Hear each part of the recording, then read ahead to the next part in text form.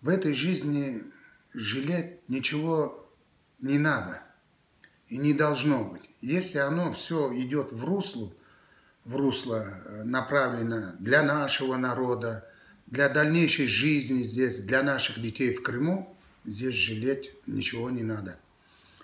Я, допустим, если бы предложили бы опять, сказали бы, вот поедешь туда навстречу, я бы поехал бы.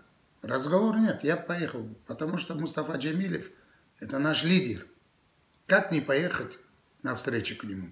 Это каждый должен сделать, крымский татарин, поступить так. Но то, что произошло, то произошло. Я считаю, ничего здесь плохого нет. Конечно, наш народ очень мужественный.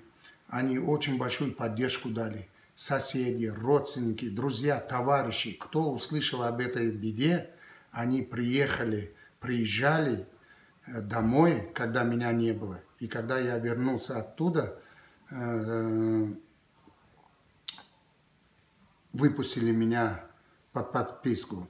Народ все приезжал, мужайся, крепись.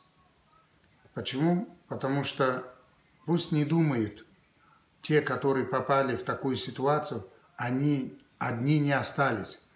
По-любому будут помогать. Наш народ, сосед, близкие, друзья, товарищи, будем поддерживать и помогать, чтобы не было им тяжело.